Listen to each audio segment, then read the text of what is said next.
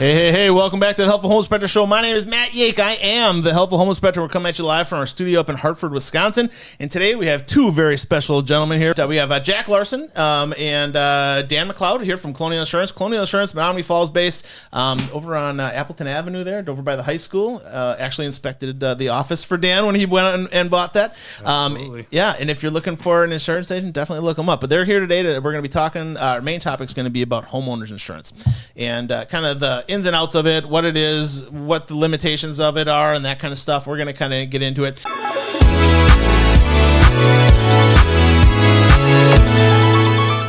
Now, Colonial Insurance, been in business since, 1975? Yeah, yep. 1975. And they've been selling all different kinds of insurance. What are the most common insurances that you guys sell? What are we looking at? Yeah, so I think the main differentiator is that we're an independent agent, so we're not married to one company, so we're not selling you just ABC company. We are an independent agent or a broker that specializes in anything personal, home, auto, umbrella, your wrecked vehicles, jewelry, firearms, high value items that you want to schedule. I like to tell people personal-wise, everything that we sell is the full gamut besides anything health insurance related. So we do life insurance too. Oh, you do? Yep. Okay. Yep. Life insurance, disability. And then to flip into commercial, we're pretty broad there. Apartment buildings, contractors, asphalt contractors, electricians, really you name it commercial wise, we've got a mix out there for it. Yeah, and the nice thing with Colonial Insurance is you're not stuck with just one company. It's not like you're with State Farm and that's all you got. Right. Colonial Insurance, like when Peter goes to get his car insurance, Dan can run us through Progressive, Badger, Westman Mutual, all these other companies, and kind of send it out to all these different people or different insurance companies, to get quotes and estimates, and every different insurance company. While most of them are going to carry the similar type products, how those are valued and how they compare for each client might be a little bit different. Yeah, absolutely. I mean, I think, Jack, if you could maybe attest to how the algorithm plays in with each one of our companies, and, we like to make sure that people don't feel like they're being forced into a box with a carrier. Instead, we want to find the box that fits best with them. Yeah, I mean, excuse me. So when people come to us, we have a pretty good idea of the risk, right? So everything in insurance is risk, right? From you to your house to your life. So we have different carriers that we know are going to be a better fit for certain individuals, right? So if you're older, sometimes you fit into a better carrier, call it carrier X, without going into any detail on which specific carrier that would be. If you're younger, if you're just getting your first auto policy, maybe we're going to find you a better policy or a better rate with this carrier. And really it goes down the line too.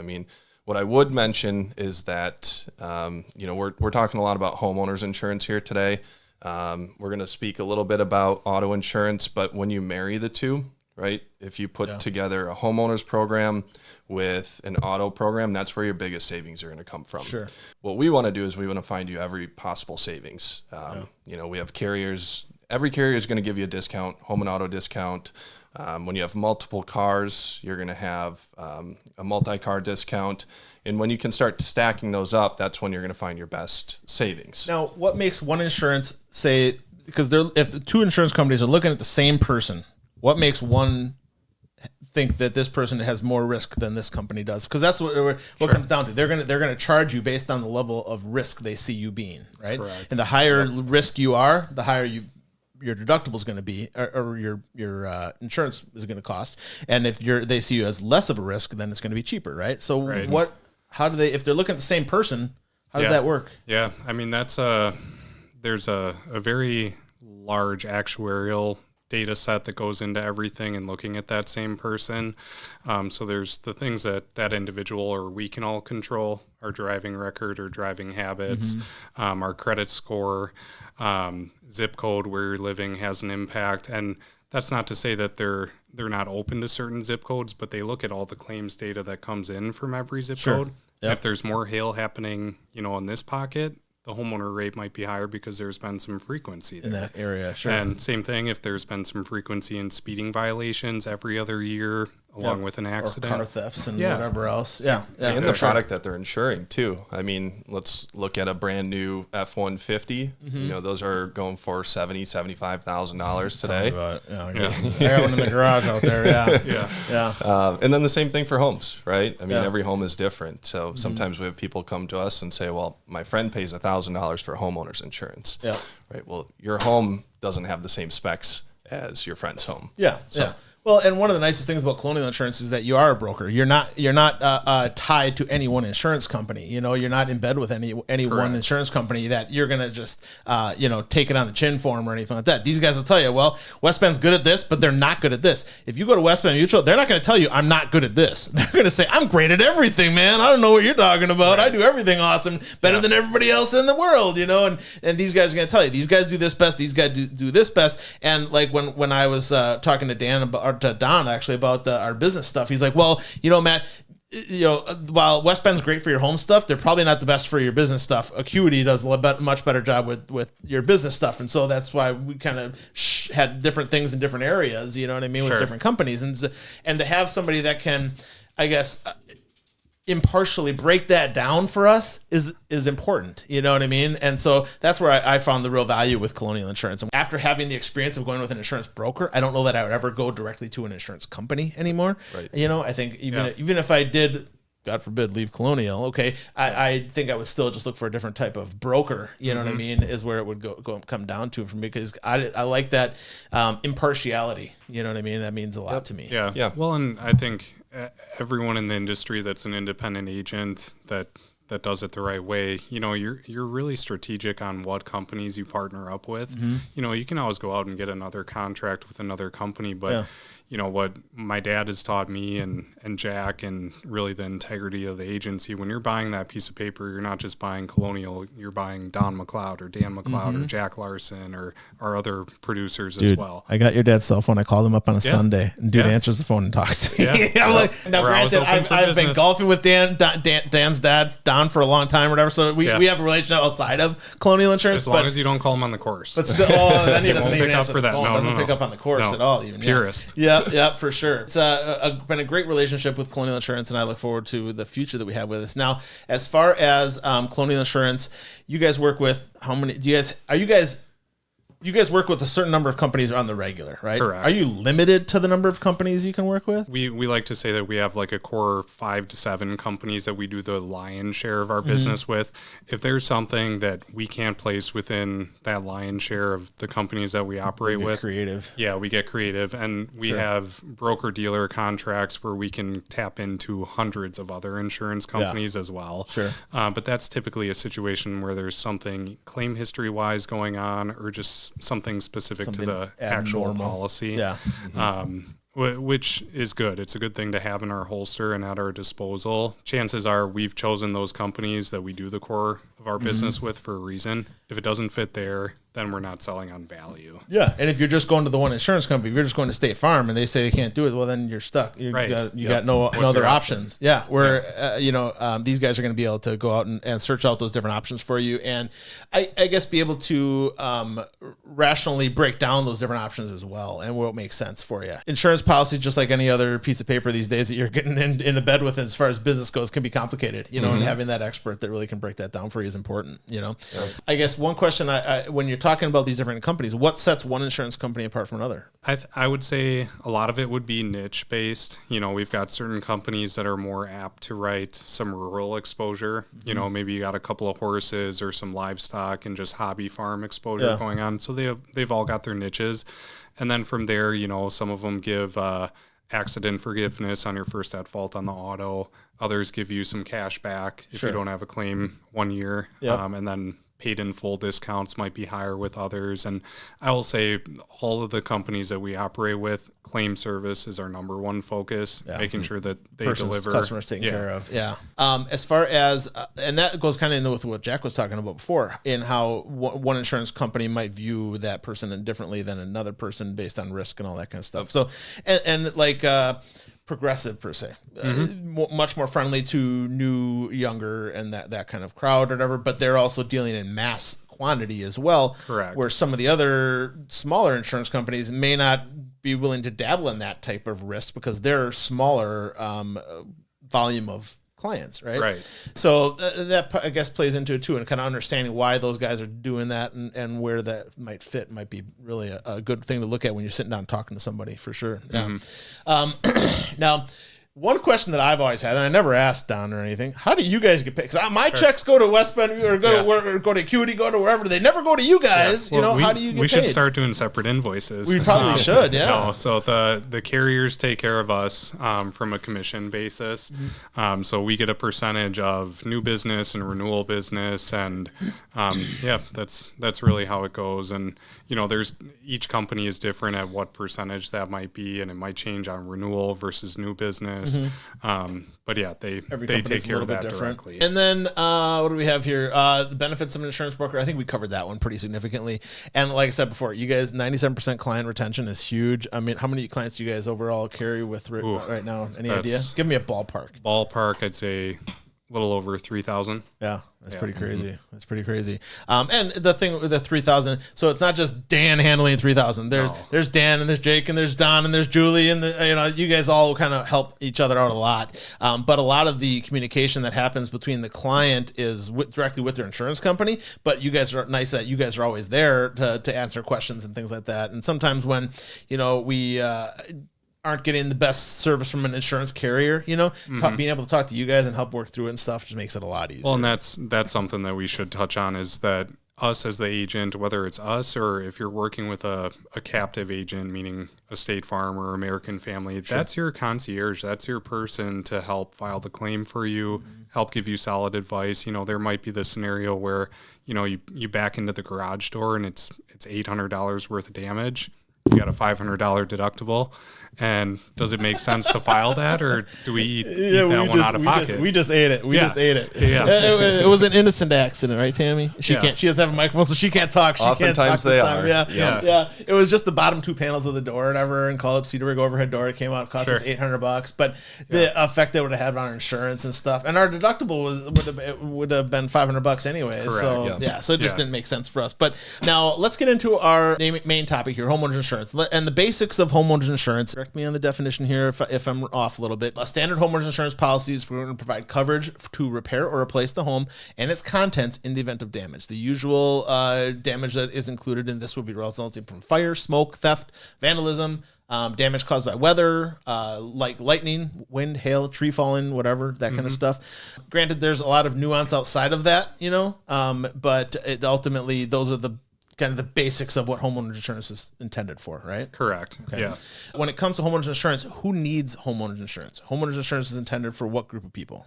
Yeah, I mean, really, then anybody that owns a house. At the end of the day, the mortgage company is the one that's going to require homeowners insurance because there's a mortgage on the property. They essentially own that until it's free and clear. Yep. But anybody that wants to protect their asset. And even when it is free and clear, homeowners insurance still. Yep. And it beats the self-insurance option. Yeah. Yeah, for sure. Yeah. So basically anybody that owns a home should have homeowners insurance. Now, when it comes to owning a home, we're talking about owning a single structure. Now, there is two other kinds of somebody that lives in a home type of insurance: renter's insurance and condo insurance. How are those different from homeowners insurance? Yeah, I'll jump in on that one. So renter's insurance is relatively basic, right? You're going to have coverage for your personal property. You're going to have liability coverage, which is important because that's going to follow you anywhere in the United States. Prime example, you're on a golf course and you shank one and you hit somebody on accident, right? They could come back and sue you. So your homeowner's insurance is going to follow you to that. What? Wait a second. So if I'm on the golf course and I'm not even near my home and I hit somebody else's house with a golf ball or whatever, shatter the window, and that covers me. That's your personal liability. It follows even though I'm nowhere near my house. Correct. Okay. Yep. Cool. So that's another important aspect, especially with young individuals coming out of high school, out of college. They say, well, I don't own much. I don't need a lot to protect my personal property, my belongings. Yeah. Right. But the liability aspect follows you everywhere, and that's relatively cheap. Now, that golf ball situation, is that covered under renter's insurance too? Mm-hmm. Oh, yep. Okay. Because there's a liability aspect to a renter's policy. Sure. And so with renters, the stuff you have in your domicile is insured, but not the domicile. So Correct. it's cheaper. Correct. Yep. Yeah, Right? and Essentially. and you want to protect your personal property too. I mean, what if your neighbor in your apartment building lights a candle and lights your apartment building on fire? Yeah. You lose everything, right? Without renter's insurance, without that personal property protection, You'd have nothing. you got nothing. And then that renter's policy is going to give you loss of use too. Okay. So additional living expenses. Loss of use. So like if it burns, you have to go stay in a hotel or wherever. Correct. That's or gonna- even rent a new apartment. in the short term. In the short term. Maybe. Okay. All right. And then condo insurance. Now you own part of the domicile, right? So with a condo, let's say there's 100 units. I own 1/100th of the building, right? But it also insures all my stuff inside and all the other same stuff that we've been talking about that kind of has overlap, right? Yeah. I mean, a lot of it comes down to the bylaws of the association. So we do have some condo associations with Colonial Insurance. Typically, it's a studs in type of a situation, meaning that the association's going to insure the shell. They're going to insure the roof, the siding, the plumbing, all of that stuff. And then anything from the studs in is going to be the unit owner's responsibility. Drywall, carpet, countertops, you name it. Sure. So those policies are traditionally cheaper Okay. than a standard homeowner's policy because you're not insuring as much. Yeah, yeah. And then, but in like a fire situation, it doesn't get a little dicey there then, because then the structure is affected, but also their personal belongings. So you actually have it gets messy. Yeah, right? you've got two insurance companies that are trying to determine whose was what here, and that is where we've had a lot of reviews with new clients that come in, and our number one question is, let's see that master policy and really see how it defines out. Break it down. And we'll keep an itemized list or a video or photos of your unit. That's one tip that we'll probably get to later. When you get a house or even your apartment, condo, do a little video walkthrough of what it looked like prior to a fire. Yeah. That makes claims adjusting a lot Once easier. a year. It's not that hard to do. Grab your cell phone out and just walk around each room and videotape. If you have expensive things, make sure you videotape them up close, And then when you're videotaping on your phone, it's stored in the cloud. So even if your phone melts into a puddle, you still have all that stuff. And now you can say, I had this TV, I had this, I had that. Tammy has been through a fire situation. Yeah, being through a fire before, I can definitely say that video helps, because when you go through claims, depending on how hot the fire is, the TVs were so melted, there was no evidence of it. Because I had it on video, they got replaced. Yep. Yep. Now, as far as the insurance policies themselves, they can cover a lot of different things. As far as the common elements, what we're looking at is, and I understand every policy can be different, so nobody's going to hold you to the fire here, but we're talking about dwelling in the structure, personal property, loss of use, which was something that I looked up, but I wasn't even aware of that thing. Yeah. But loss of use, what we're talking about there is if I can't live in my home, the loss of use portion of that policy is going to cover me to rent a place for my family while my house gets rebuilt or whatever happens. Yeah. Yep. And the main thing with fires, people, your house is insured. If there's a fire, don't worry about your personal belongings. Get everything that is living out of the house. We will build you a new one. Okay. As long as you have the insurance, you're covered and you don't need to worry about it. The new one, you're going to get the Help Us Planet, pick it out, and everything will be great in the end.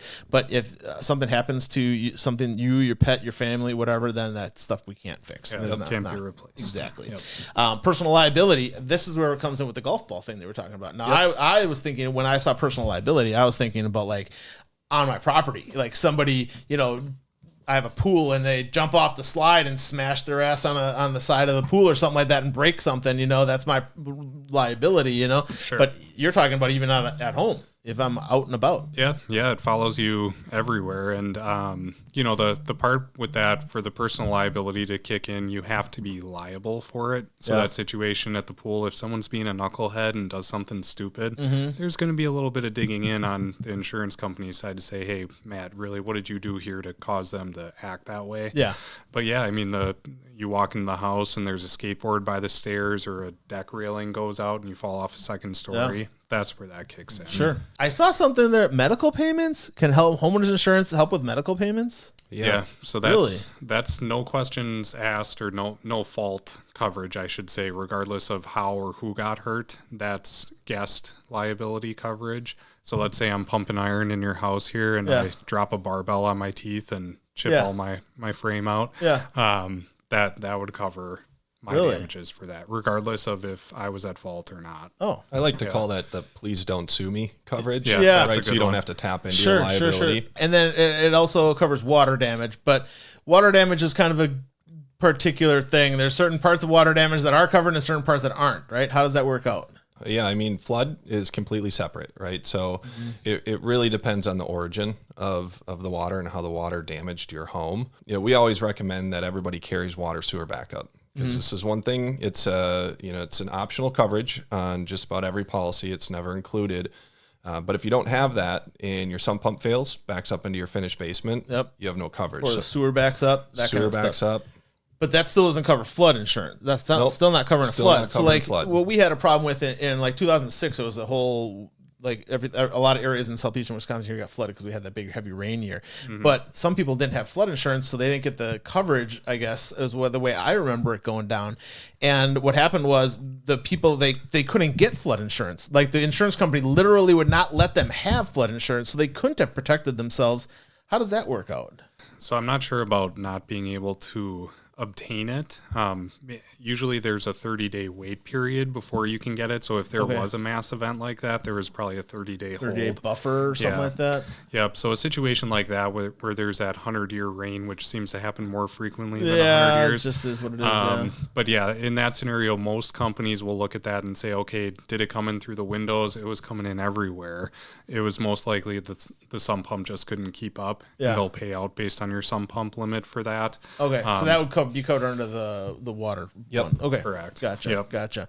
Yeah, and that doesn't happen all that often. I mean, that was a rare thing. I mean, Well, and you got to know your house too. Yeah. And the grading around it, how often your sump pump runs. And grading gutters and downspouts, people. Yeah, Good home inspector can point that out. Exactly. Every house, practically. Grading gutters and downspouts. If we can keep the water away from the house, there's no way it's going to get into the house. You know, so clay-based soil pitched away from your house. Keep your gutters clear and make sure downspouts are at least 4 to 6 feet away. Do not put them in the ground. In the ground ones will always get clogged. They'll always get damaged. They'll always cause a problem for you. Really? And you're never going to know it until the water's leaking into your basement or you're outside in the rainstorm watching it gurgle up from underneath your downspout. So, yeah, bringing those above grade is always a good idea. I know a lot of people like to put them underneath the ground because they look Aesthetics, better. yeah. It's just aesthetics, And some guys, then I got to pick it up with a lawnmower every time. Okay, well, it's on a little pivot. Walk around your house. You got to walk around your house anyways to pick up any garbage that blew in from the street or whatever, pick up the dog crap, whatever, and you just flip it up out of the way. They make little pivot things around there, which works out really good. But yeah, keeping that waterway is huge. And those, I guess, would be the kind of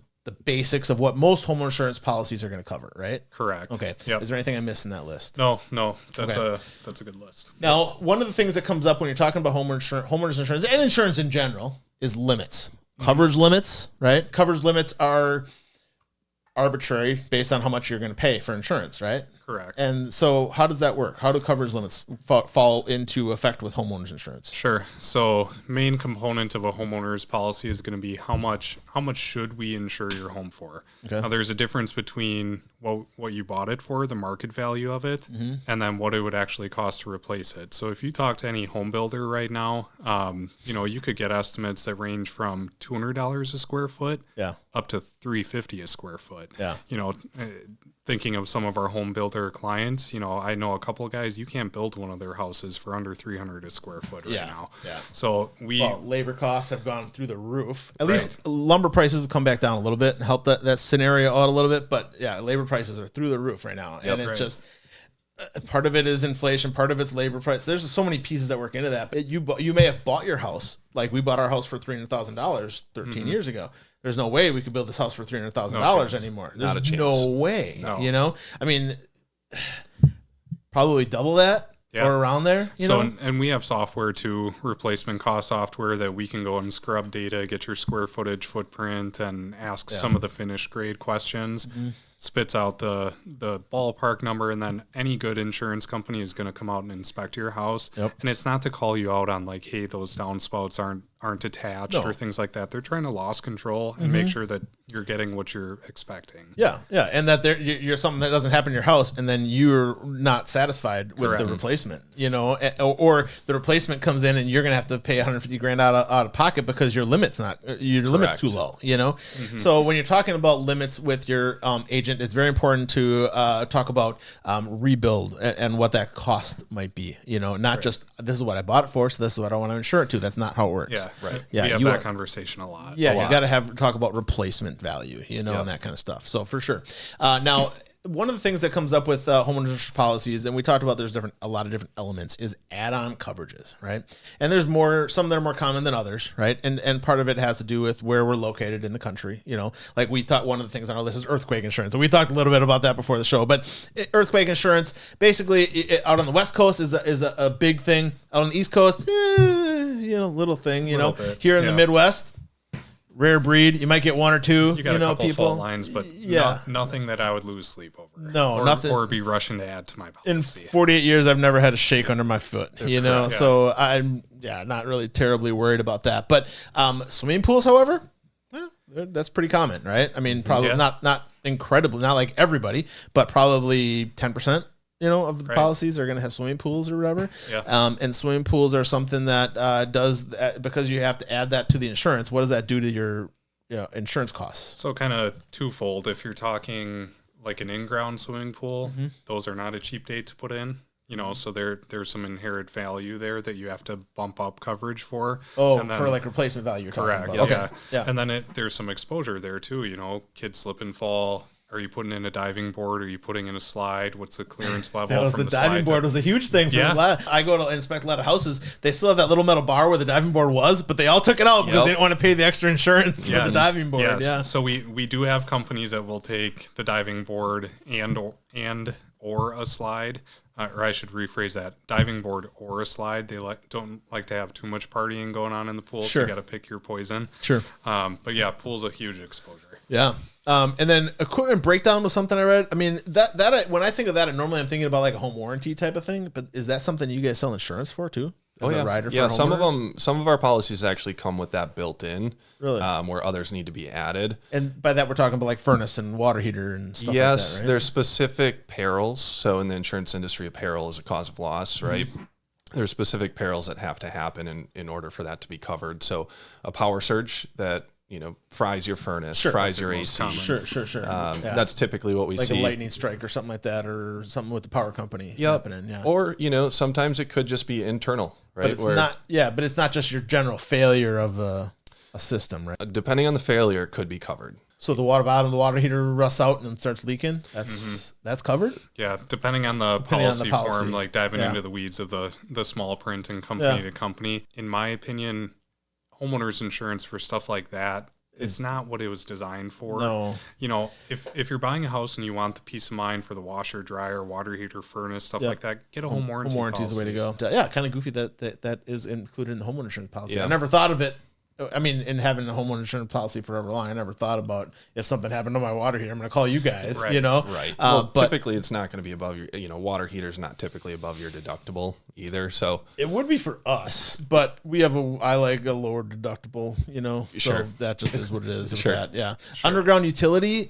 What does that play into homeowners insurance? Yeah, so that's a relatively new endorsement coverage, they call it, any optional coverage. That would be for your underground service lines. So main example would be like your main water lateral. So you think, Menominee Falls area, there's a lot of 1950s, 1960s homes, clay, or they typically clay. The water lateral is not going to be clay. The sewer lateral is going to be clay. Yeah, and those can be $15,000, right? Yeah, if that goes bad, and that's the coverage limit that most companies are around $15,000 to $10,000, and that would be if tree roots cause it to fail. Okay, if it just fails from material wear and tear, that's covered too. Or soil shift from breaking, that would be covered. A lot of people get those inspected. More and more now. Good. So sewer lateral inspections has been a thing in the home inspection industry for 20, 30 years. Okay, but the cost of the equipment is like $8,000 a camera. Wow. And you think when I'm shoving this camera down there, it gets stuck or something like that, and I yank on it, there it goes. $8,000 camera toast. Yep, So a lot of guys just don't get into that. That's a much more expensive element. But we do it, and a couple of other home inspectors in the area do it. It is something that we charge $200 for each time, and it does take us that's peace of mind. Yeah, I mean, when you're talking about such a huge expense, if you have to dig at that whole front yard, oh my gosh, if we find it during the home inspection, though, the current homeowners insurance policy probably covers them if they have that. underground utilities. That would be on something there. that you would want to talk to the homeowner and their company to say, can you file this? Yeah. The best thing about having a guy like me do it is now it's you find out about it now and it's a negotiable thing. And there might be insurance coverage that might cover it. Correct. You know, and where if you find out about it after you purchase that home, it's on you. You could be up a creek with no paddle, you know, Yep. and you could be up in some hard territory there to buy a new house, buy all the new furniture and all that kind of stuff, all the expenses that come along with buying a new home, you know, and now all of a sudden, hey, we need $1,500 or 15 grand, you know, to fix your water lateral. You're gonna have poop flowing in your basement. Yeah, especially as a new homeowner. Yeah. I mean, we're all there, right? Yeah, like you buy your first sure. home, like you get something that breaks for $1,000, and you're like, "What are we Oh gonna my do?" God, yeah, Like, yeah, total exactly. meltdown. We're eating ramen. Yep, Yeah. exactly. I see value there, you know. Oh, a lot. And I guess how much does that cost if you're talking about adding that into your homeowner's insurance policy? Is it like a $20 extra or is it a $200 extra? Well, it depends on the carrier. Yeah. You know, some of our carriers just tack it on for $15. Oh, okay. Right, gives you 15,000 worth of coverage. Yeah. Other carriers, they actually go off the basis of your home. Yeah. So how old your home is, because they've realized that they've started to pay out a lot of these claims, and they get very expensive, and they're more frequently on older homes. Now, these underground utilities, if there's a lightning strike that strikes out on the electric pole out here, is that covered by regular homeowner insurance policy, or is there something you have to have that rider for, or that extra piece? So that's getting into the weeds of some of the fine print too, and really working with experts that can consult you on that. So there's what's called a named peril policy that says we cover X, Y, and Z. Yeah. And then there's open peril coverage that covers indirect losses like Sure, that. sure. So yes, and any policy that we would be striving to sell you would include that coverage where it surges the whole house. Covers, because that can destroy I mean, look at computers, TV. Oh, dude, if it wrecked everything in here, oh my God, that'd be no fun. no knock fun. on wood, please. Exactly. Now, scheduled property. What is that? Yeah, scheduled properties really your valuables, right? I mean, Okay, so that's like when we put Tammy's ring on and Correct. stuff like that. That's what we're traditionally talking about. people think of these as like a jewelry rider, but we could do scheduled property for guns. You know, I have a friend that has a gun collection, very expensive guns. So we could do guns. Furs is another one. I might know somebody that has a gun or two, so I might need to talk to you guys about that. You know, go. You get those scheduled, and the beauty of having your expensive items scheduled is that they're not subject to deductible, right? So if they're lost, stolen, they burn up in the fire, you're not paying your call it $1,000 homeowner's deductible before you get the value for it. Sure. But the expensive items I would mention do require appraisals. So typically 10,000 is kind of that limit. What do you mean, like limit? For carriers before they request an appraisal. Okay, so they're not going to want to appraisal each one of my guns. They just want to know what they are and They'll use some comps and the just validate. values. Yep. Okay. All right. So and then extended construction costs. What is that? I think when I was reading it was like if the rebuild of your home costs more than what you had set up as your limits or something like that. Yep. So that would be another facet of the policy where, let's say you insure your house for $300,000. Yeah. There's going to be an optional endorsement that you can get guaranteed replacement cost coverage, which is going to give you extra coverage. I think that's what it's talking about. Yeah. So, like with a lot of people, they get their homeowners insurance policy. They live in their home for 10 years and they never talk to their agent. Correct. You know, I mean, the nice thing about with you guys is you guys are adjusting that and stuff as we go, as the value of the home has gone up. You guys There's have some been adjusting inflation our guard Yeah, coverage. you've been doing that kind of as we go. But for somebody like that didn't do that, and they got their insurance policy 10 years ago, valuing the home at $300,000 to rebuild that now, there's no way. At least that would then help cover that. And the carriers typically give anywhere from as low as like 25% up to 50% of extra coverage. So you have 300,000, you'd have another 150K. That's a lot of buffer. Yeah, that's a lot of buffer in there to make sure that you're covered. Yeah, and if you did some remodeling or anything like that now increased the home's value, but you didn't change your homeowner's insurance policy, then that's going to kind of cover that a little bit. So talk to your agent. Yep, for sure. Termite wood destroying insects. Do you guys even do any of that stuff around here much? No, a lot of that stuff's excluded from carrier to carrier anyways, unless the termites were to cause, let's say like a wooden chimney, they put a hole in it. water comes in through a rainstorm, insurance might cover the damage from the water, but they're not going to do anything. Yeah. And honestly, wood destroying insects, if you're talking about termites, we generally don't get them up here. They're subterranean, they freeze off every year. So basically, once you get down through halfway through Illinois, there's not going to be any termites up this way. We do get occasionally like wood-boring ants, like carpenter ants and things like that, wood-boring bees occasionally. Carpenter ants, they're generally going to go after already rotted wood. So the wood's already rotted. That's not the ant's fault then. You've already got a problem. Yeah, you already got a problem. You're just ignoring it. And wood boring bees and things like that are usually the problem with like decks and things like that. So not we don't have too much of that. We do still do a bunch of wood destroying insect inspections for like VA stuff and whatnot. What are 5 things that can increase a homeowner's insurance cost? Biggest thing would be, I mean, right now, most topic of the whole industry is your roof year and what condition it's in. Okay. So, you know, if your roof is starting to go, shingles are lifting, things like that, if you're going to let that just keep riding out, your rate's going to go up as a result of that. Yep. Other thing would be, and these are all some preference things too, like if you want a wood burning stove because you like a wood burning stove, put it in. Like, don't let insurance make you not do it. Make sure it's installed properly and all the clearances are met, but you're going to pay a little more because that's another fire exposure. Yeah. So those things, credit score is going to drive the rates one way or another. Zip code, again, where it's located. And part of that is like where you're located in essence with a fire hydrant and fire department. So if you live in an unprotected area that maybe 5 or 6 miles away, rural, you're going to pay more because the time the fire department gets there, it's already half tindered. Right. They might just let it keep going. Sure. So I think that's a good list. Yeah. So just to recap, we had the roof was number 1. We had the zip code was 1, where it's located. We had the fire risk, so anything that's in the home that would result in increased fire risk. Proximity to fire services and things like that. And what was the last one I'm missing? I don't think there was the last one, but I would just say trying to keep your auto and homeowners policies with the same carrier, because if that's you have 2 separate ones, that's especially right now. It's separated. It's not benefiting from the discounts. They're looking. The more business you can have with them, you have one deer hit that could wipe out the whole auto account. But if you got a home with it, did you say bundle?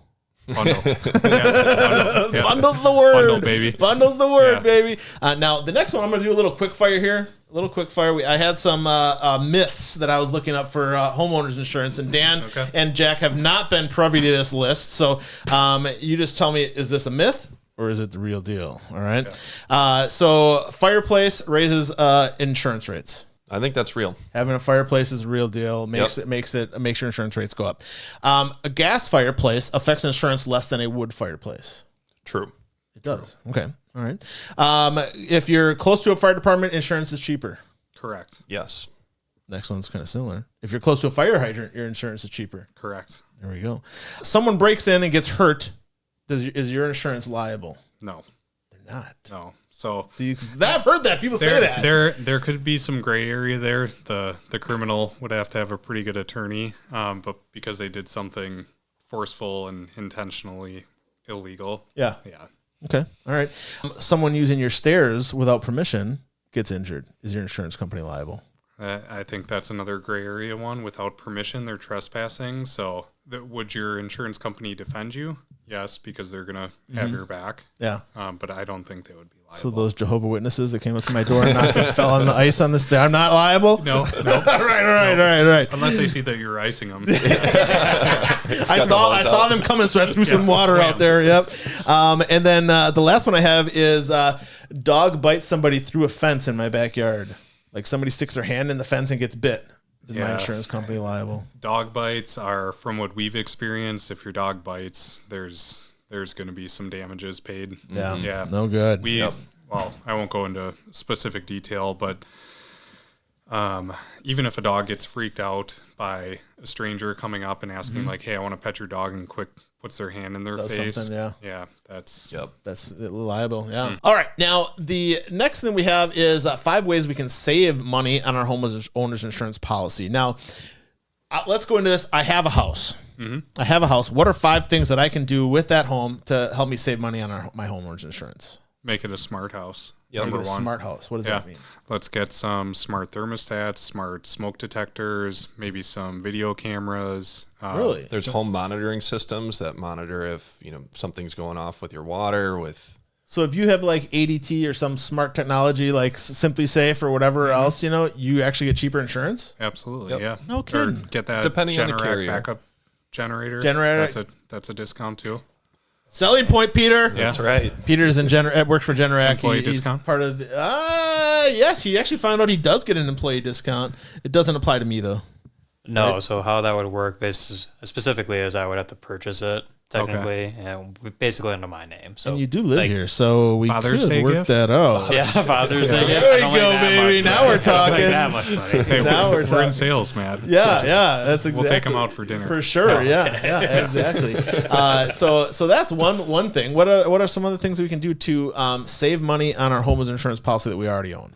So smart home, I would say don't be, I know you like a lower deductible. I mean, we're not talking, it's not like Matt has $100 deductible. Yeah. But don't be scared of higher deductibles, especially right now. Think about it. Are you going to have somebody come out to fix a $1,500 damage incident? So Yeah. $1,000, $2,500, or maybe you want to tack on a separate wind hail deductible just to reduce the rate a little bit. Keep working on your credit score. I mean, there are companies out there that don't take that into account.